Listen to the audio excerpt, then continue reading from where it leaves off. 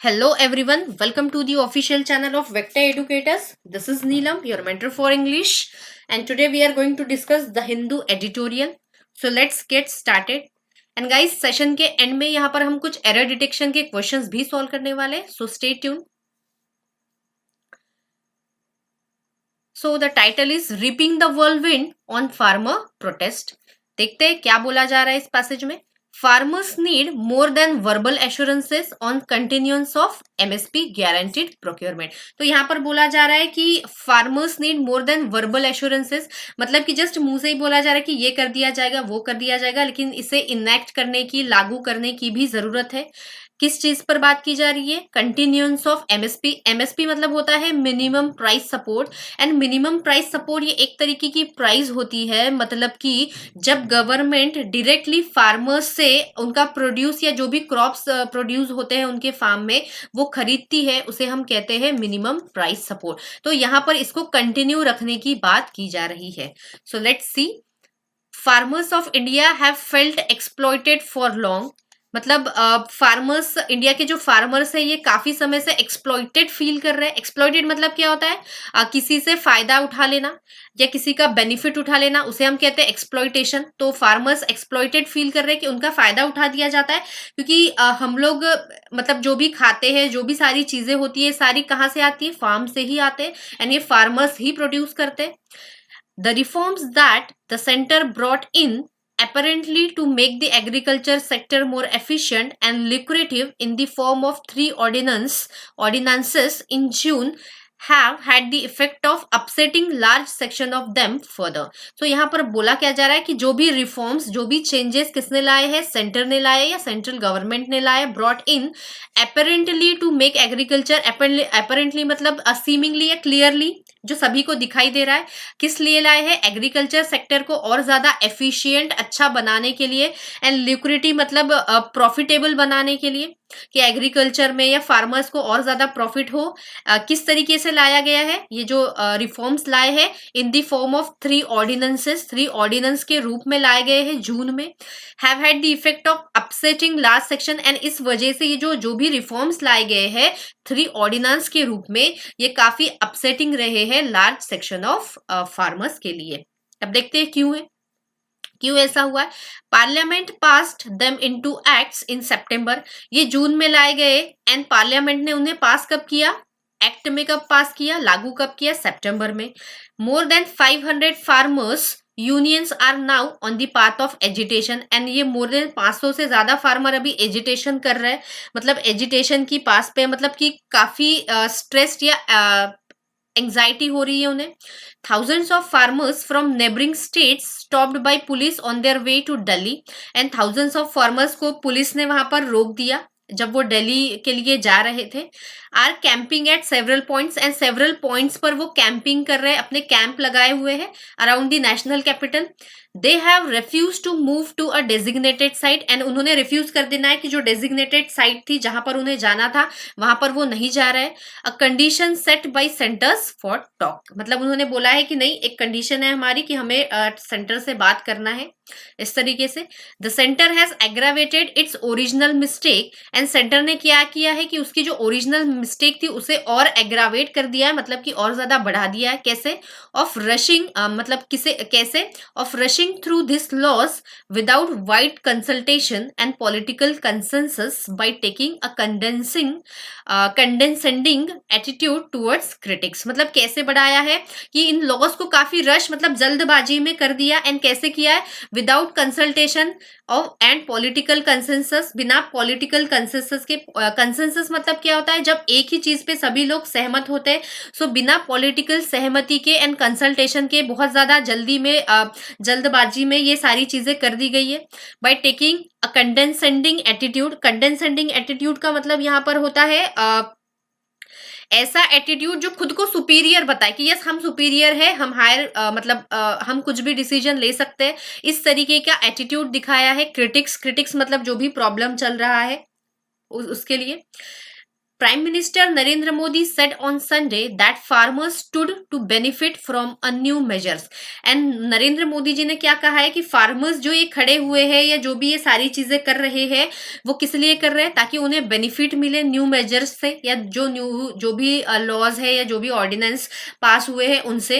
And this may well be true, and ये सही भी है. The trouble is that most farmers are not convinced by the assurances. And problem यहाँ पर क्या हो जा रही है कि काफी एश्योरेंसेस दिए जा रहे हैं कि यस हम ये चीज कर देंगे, ये चीजें होंगी एंड फार्मर्स के लिए ये रूल्स लाए जाएंगे, ये लॉज इनेक्ट किए जाएंगे. लेकिन कुछ फार्मर्स ऐसे हैं कि वो इस एश्योरेंस से कन्विंस्ड नहीं है and fear that their precarity will increase as a result of changes.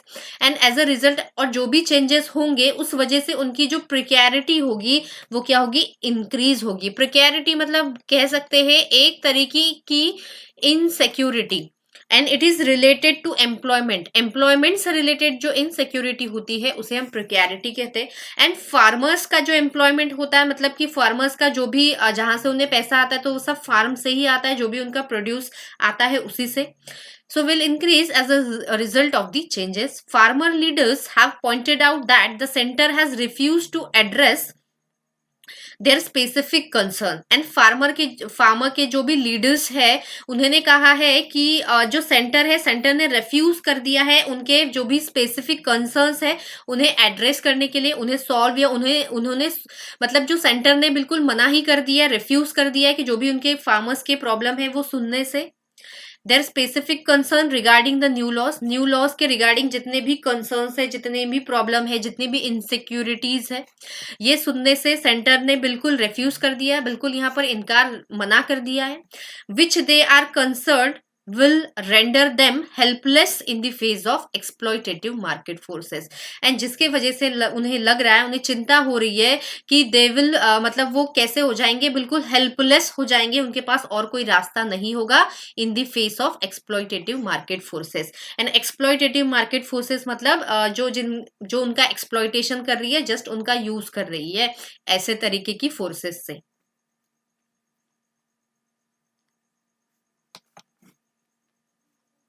आगे बात करते हैं. At the heart of the fears is the potential end of the MSP. And जितने भी उनके फियर्स है, सो उनका सबसे बड़ा जो फियर है ये एमएसपी से रिलेटेड है. मतलब जो मिनिमम प्राइस सपोर्ट जो गवर्नमेंट जिस प्राइस से उनसे जो प्रोड्यूस खरीदती थी, ताकि जो फार्मर्स है उन फार्मर्स को वो एनकरेज करके रखे या उन्हें सेफगार्ड करके रखे, इस वजह से ये गवर्नमेंट उनसे प्रोड्यूस खरीदती थी एमएसपी पे. सो सबसे बड़ा उनका जो फियर है ये एमएसपी से ही रिलेटेड है. And guaranteed government procurement of the produce. And किससे रिलेटेड है, government procurement of their. Procurement मतलब क्या होता है, process of getting supplies, produce का सप्लाईज, उसे हम कहते हैं प्रोक्योरमेंट. नेक्स्ट देखते हैं.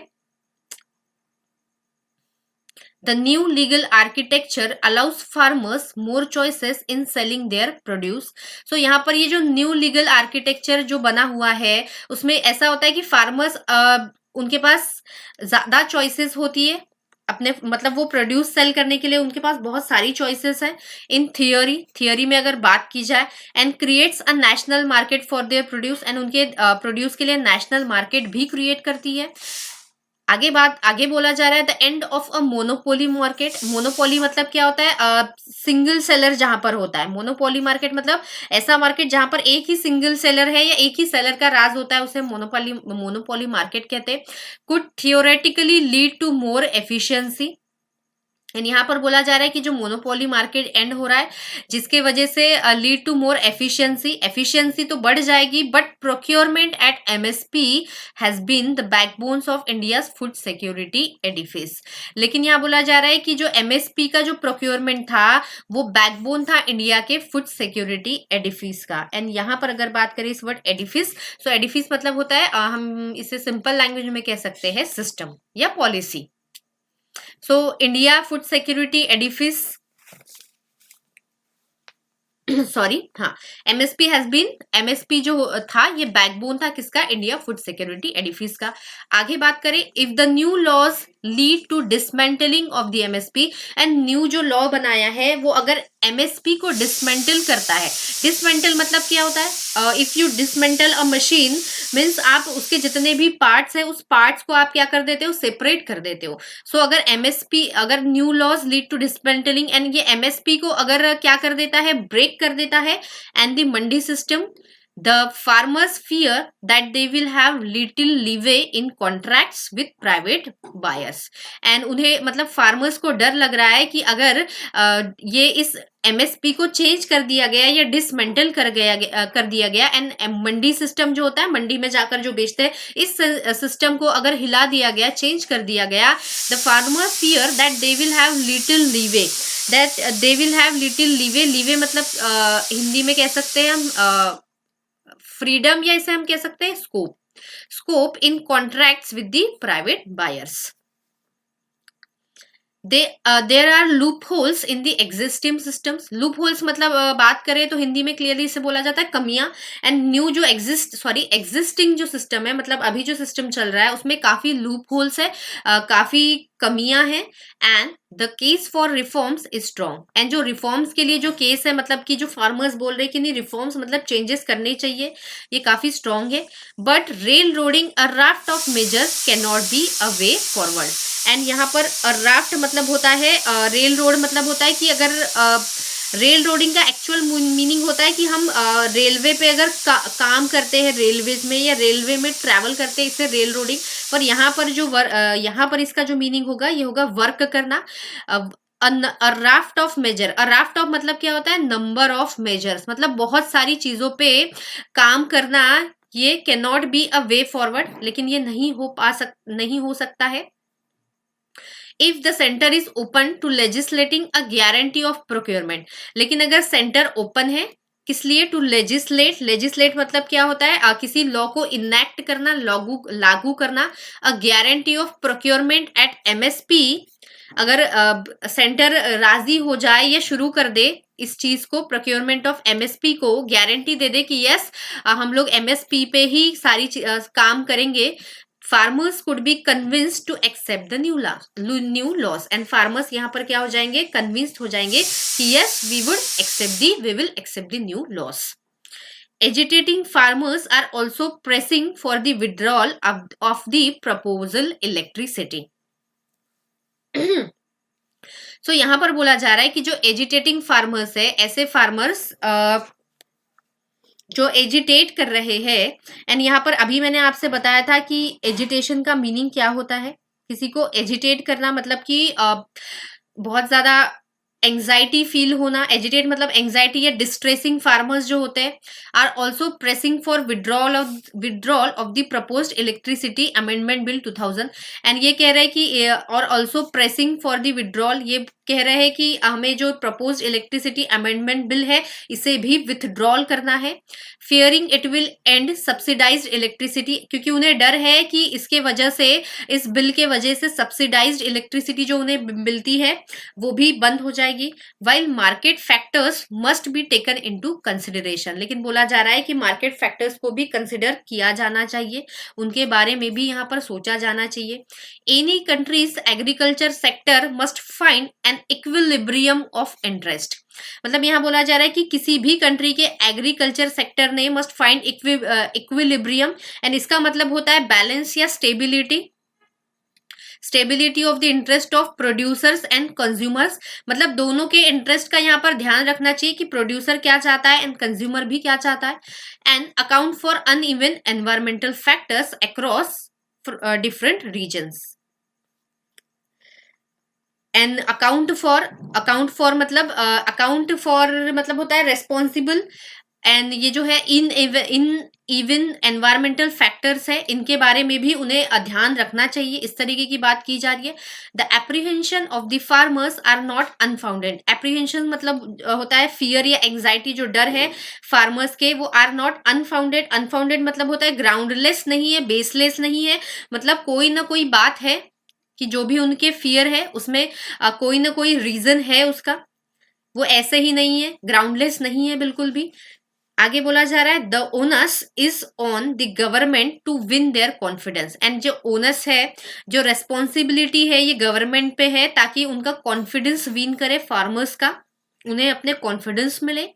It must unconditionally reach out to the farmers, unconditionally without any condition उन्हें फार्मर्स तक पहुंचना चाहिए. And empathetically listen to them, and बिल्कुल उनकी बात भी उन्हें सुननी चाहिए. And not precipitate a crisis by high handedness, and crisis को और ज्यादा यहाँ पर बढ़ाना नहीं चाहिए. सो आई होप समझ गए होंगे कि ये एमएसपी से रिलेटेड है. एंड यहाँ पर बोला जा रहा है कि पहले जो गवर्नमेंट थी, इस पैसेज की अगर जिस्ट की बात करें तो पहले गवर्नमेंट एमएसपी प्राइस पर फार्मर्स से प्रोड्यूस खरीदती थी, लेकिन यहाँ पर क्लियरली नहीं समझ में आ रहा है कि ये एमएसपी एग्जिस्ट कर रहा है या नहीं. सो इसी से रिलेटेड जो फार्मर्स है ये प्रोटेस्ट कर रहे हैं. एंड अगर बात करें गाइस, जैसे आपको एक क्वेश्चन पूछा जाता है एग्जाम्पल में, what is the tone of the passage. So यहाँ पर इस पैसेज की जो टोन होगी ये यहाँ पर क्रिटिकल होगी, क्योंकि यहाँ पर इस गवर्नमेंट को क्रिटिसाइज किया जा रहा है कि जो भी जितने भी रूल्स है वो फार्मर्स के फेवर्स में नहीं है, एंड फार्मर्स उस चीज के लिए काफी प्रोटेस्ट कर रहे हैं. सो यहाँ पर इस पैसेज की जो टोन होगी वो क्रिटिकल टोन होगी. जितने भी यहाँ पर वोकैबलरी थी वो हम डिस्कस कर चुके हैं. सो आगे हम एक बार रिवाइज कर लेते हैं सारे इंपॉर्टेंट वोकैब्स को. First is reaping the whirlwind. ये एक फ्रेज होता है जिसका मतलब होता है suffer serious consequences as a result of one's action. मतलब खुद की एक्शंस के वजह से अगर सीरियस कॉन्सिक्वेंसे हम सफर करते हैं, कुछ उसका बहुत ज्यादा भयानक रिजल्ट आता है, तो उसे हम कहते हैं reaping the whirlwind. Second is brought in, and brought in भी एक फ्रेजल वर्ब होता है जिसका मतलब होता है to introduce something new such as product और लॉ. किसी प्रोडक्ट या किसी लॉ को इंट्रोड्यूस करना, इसका मतलब होता है ब्रॉट इन. जैसा the government brought in the new law, मतलब न्यू लॉ इंट्रोड्यूस किया गवर्नमेंट ने. Next is lucrative, and lucrative एक एडजेक्टिव होता है जिसका मतलब होता है प्रॉफिटेबल, वैल्यूएबल या वर्थवाइल, बेनिफिशियल. हिंदी में इसे कहा जाता है लाभप्रद, मतलब जिसे हमें लाभ मिले, प्रॉफिट मिले. Then the next word is agitation, and agitation is a noun जिसका मतलब होता है a state of anxiety और nervousness, नर्वस एक्साइटमेंट, मतलब चिंता की वजह से बहुत ज्यादा एक्साइटेड हो जाते हैं, उसे हम कहते हैं एजिटेशन, या हिंदी में हम इसे कहेंगे आंदोलन. Next word is aggravate, and aggravate करना मतलब to make a bad situation worse. कोई खराब सिचुएशन चल रही है उसे और ज्यादा खराब कर देना, मतलब किसी चीज की गंभीरता को बढ़ा देना, ये होता है यहाँ पर aggravated. The next word is rushing through, and rush through भी एक phrasal verb होता है जिसका मतलब होता है to deal with official और legal business more quickly than usual. मतलब usual से ज्यादा जल्दी किसी चीज से डील करना या ऑफिशियल या लीगल बिजनेस से डील करना, उसे हम कहते हैं rush through. Then next word is consensus, and ये वर्ड आपको काफी जगह दिखाई देगा. कंसेंसस मतलब अ जनरल एग्रीमेंट, या इसे हम कहते हैं सहमति या सहमत होना. आगे देखते हैं. Next word is condescending. ये एक एडजेक्टिव होता है जिसका मतलब होता है कंटेम्प्टुअस, स्कॉर्नफुल, एरोगेंट, सुपीरियर. मतलब दूसरों को नीचा जताने का व्यवहार, मतलब दूसरों को कम समझना या खुद को दूसरों से सुपीरियर समझना, ज्यादा पावरफुल समझना. एंड ये हमने डिस्कस भी किया था पैसेज में. नेक्स्ट वर्ड इज प्रिकैरिटी, एंड प्रिकैरिटी एक नाउन है. एंड प्रिकैरिटी मैंने आपको बताया था कि जब हम इनसिक्योर फील करते हैं विथ रिगार्ड टू एम्प्लॉयमेंट रोजगारी से रिलेटेड, उसे हम कहते हैं precarity. Next word is procurement, and procurement यहाँ पर एक नाउन होता है जिसका मतलब होता है the process of getting supplies, उपलब्ध कराना. ये सरकारी जो खरीद होती है उसे हम कहते हैं procurement. Next word is edifice. Edifice also a noun which means a complicated system or policy. So edifice मतलब होता है कोई भी सिस्टम या कोई भी पॉलिसी. डिसमेंटल करना, डिसमेंटल मतलब to put an end to in a gradual systematic way. या डिसमेंटल मैंने वहां भी आपको बताया था कि किसी चीज को जब हम किसी चीज के पुर्जे अगर निकाल देते हैं, उसे ब्रेक कर देते हैं पीसेस में, उसे भी डिसमेंटल कहते हैं गाइस. मतलब जो ओरिजिनल फॉर्म है उसे चेंज कर देना. Next is a raft off, and a raft off is also a phrase which means a large number of things. And the last word is onus, and onus मतलब है the responsibility और duty to do something. So I hope आप सभी को सारी चीजें clear है and जितने भी वर्ड्स हमने डिस्कस किए हैं यहाँ पर सभी को समझ में आ गए हैं. आगे बढ़ते. अब आपके लिए गाइस कुछ क्वेश्चंस है रिलेटेड टू एरर डिटेक्शन, मतलब कि एरर डिटेक्शन की क्वेश्चंस है. Let's check the direction. In the following question, some part of the sentence may have errors. Find out which part of the sentence has an error and select the appropriate option. तो जिस part में भी error है उस part को आपको mark करना है as answer, and if the sentence is error free so आपका जो आंसर होगा वो होगा option number E, that is no error. So देखिए गाइस इस सेंटेंस में क्या एरर हो सकता है.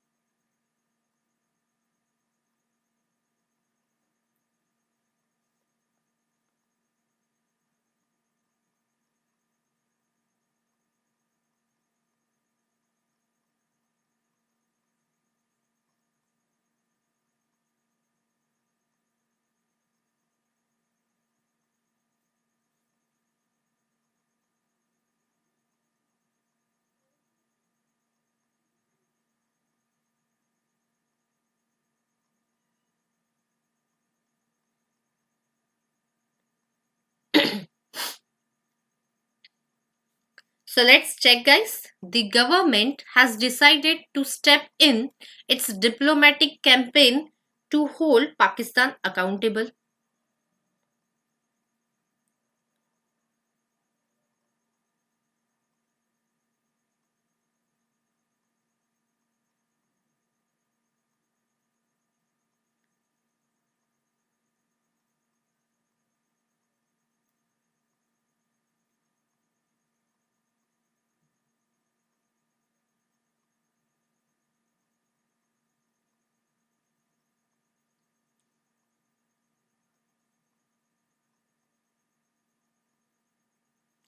So guys, let's check.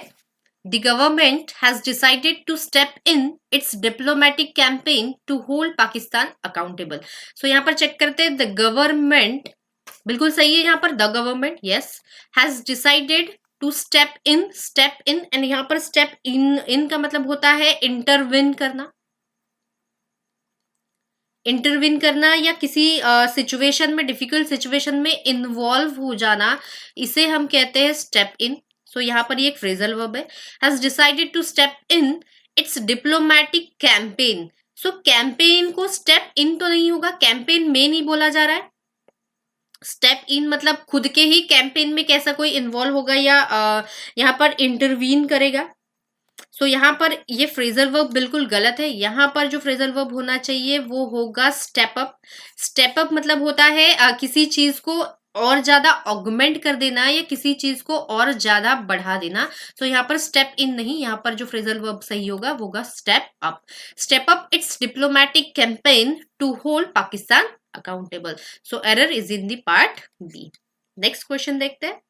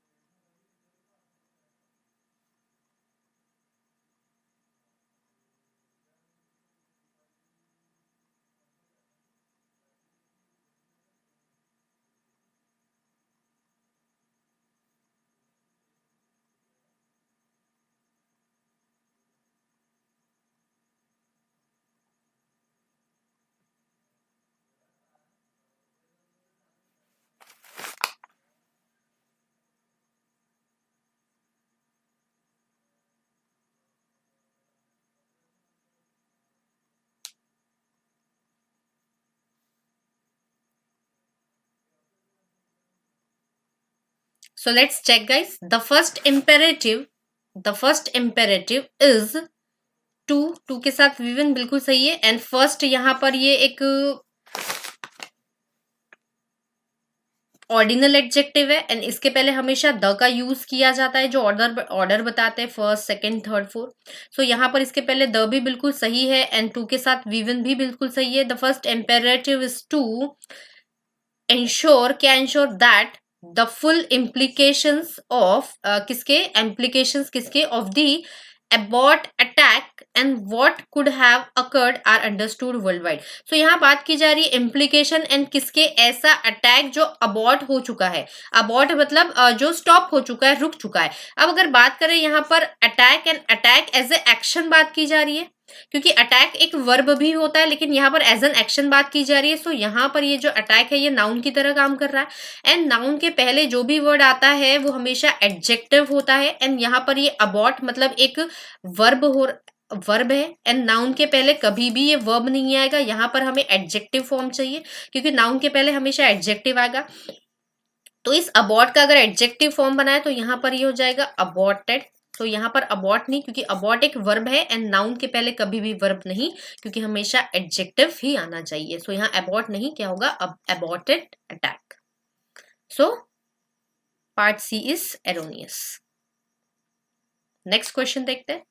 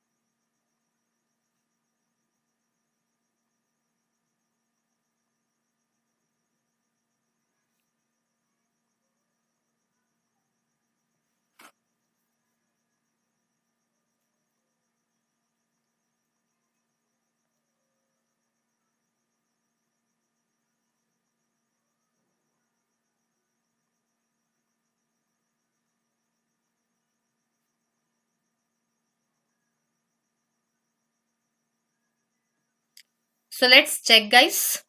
While all this could helped in the short term, यहाँ पर ए पार्ट में ही एरर है बिकॉज कुड एंड कुड के बाद हमेशा वर्ब का फर्स्ट फॉर्म आता है. ये जितने भी मॉडल वर्ब्स होते हैं ना, could, should, would, may, might, must, ये जितने भी शैल, विल, सभी के बाद डायरेक्टली अगर कोई वर्ब फॉर्म आएगी तो वो होगी वर्ब की फर्स्ट फॉर्म. सो यहाँ पर कुड के साथ हमेशा हेल्प आएगा, ना कि हेल्प्ड. तो यहाँ सही जो होगा फॉर्म ये होगा हेल्प, ना कि इसका पास्ट फॉर्म होगा. सो यहाँ पर ए पार्ट ही एरोनियस है. बाकी सारे पार्ट्स भी चेक कर लेते हैं. While all this could help in the short term, the party may have to play, to के साथ वीवन बिल्कुल सही है, its card carefully, है ना. प्ले कैसे करना चाहिए, प्ले एक वर्ब है यहाँ पर एंड प्ले करने की एक्शन केयरफुली, सो एडवर्ब बिल्कुल सही है. ड्यूरिंग द सीट शेयरिंग और else risk being overrun by the BJP in the long term. Yes, बाकी सेंटेंस बिल्कुल सही है. सो यहाँ पर जो ए पार्ट है ये एरोनियस है. नेक्स्ट क्वेश्चन देखते हैं.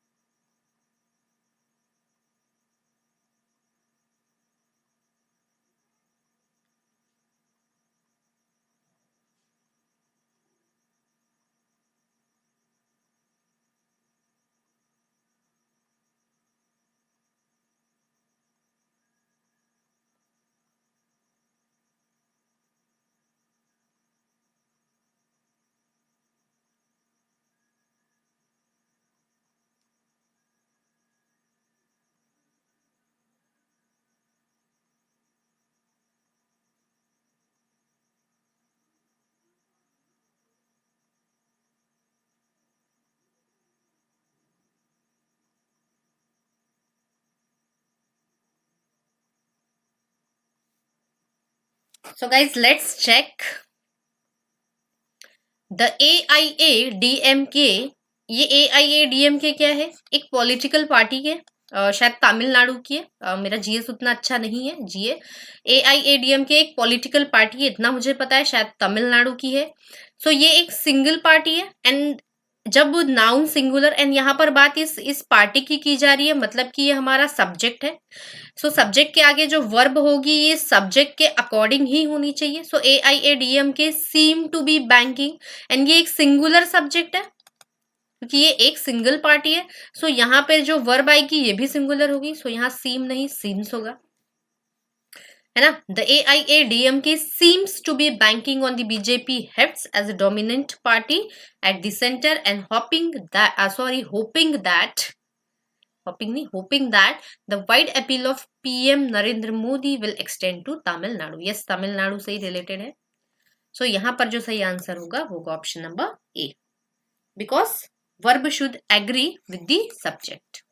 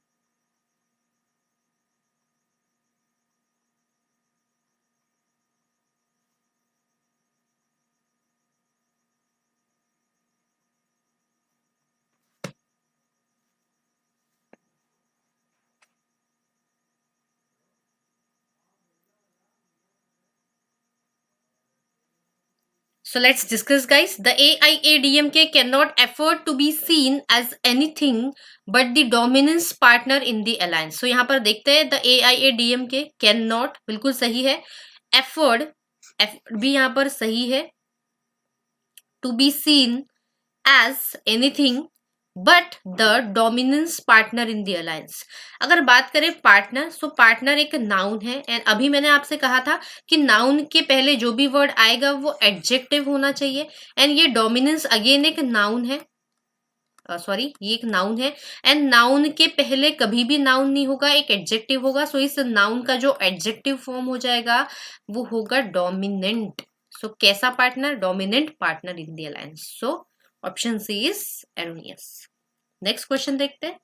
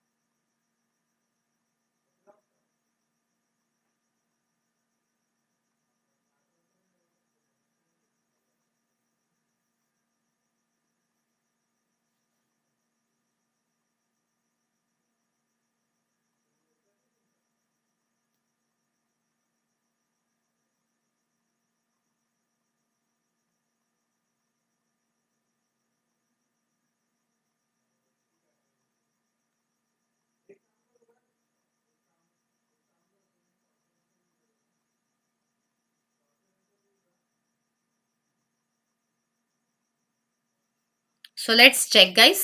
Successive governments failed fail हो चुकी है, to grasp the promise बिल्कुल सही है, of achieve करना क्या, universal health coverage, yes UHC by 2022 yes मतलब 2022 बिल्कुल सही है, by 2022, for which the east while planning commission, yes, for which the Eastwhile Planning Commission presents a roadmap a decade ago.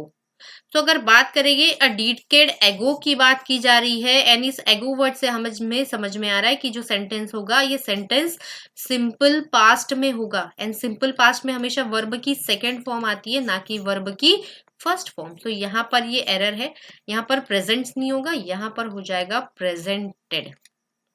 So the option D is erroneous. Next question देखते हैं।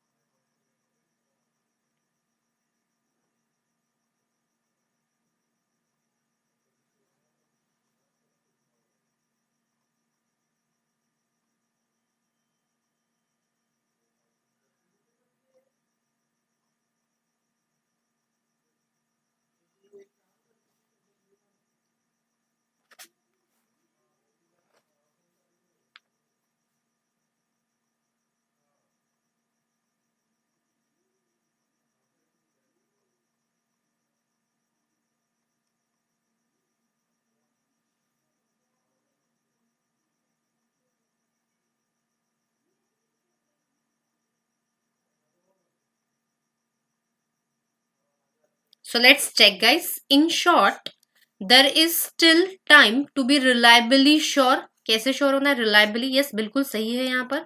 Reliably sure that the results actually hold in a wider population.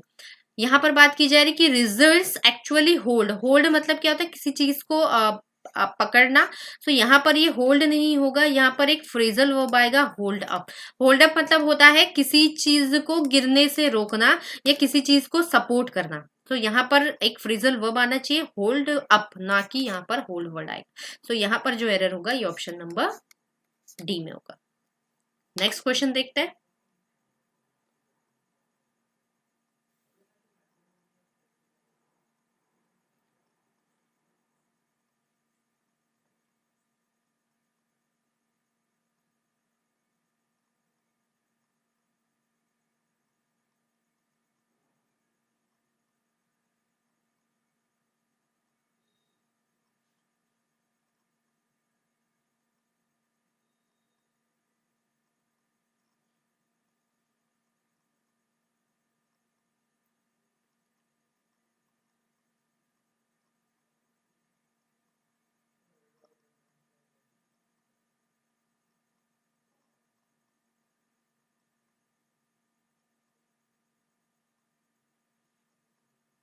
Let's check guys. Multinational drug company Pfizer has announced promising results. सही है बिल्कुल, A option बिल्कुल सही है। Multinational drug company has announced, announce has के साथ V3 आता है, ये भी बिल्कुल सही है। प्रॉमिसिंग रिजल्ट्स फ्रॉम इट्स, किससे? From its ongoing phase 3 trial of a potential covid vaccine. Yes, ये भी पार्ट बिल्कुल सही है।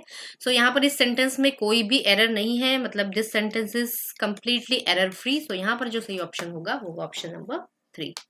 So thank you very much guys. Do like, share and subscribe my videos. Thank you very much.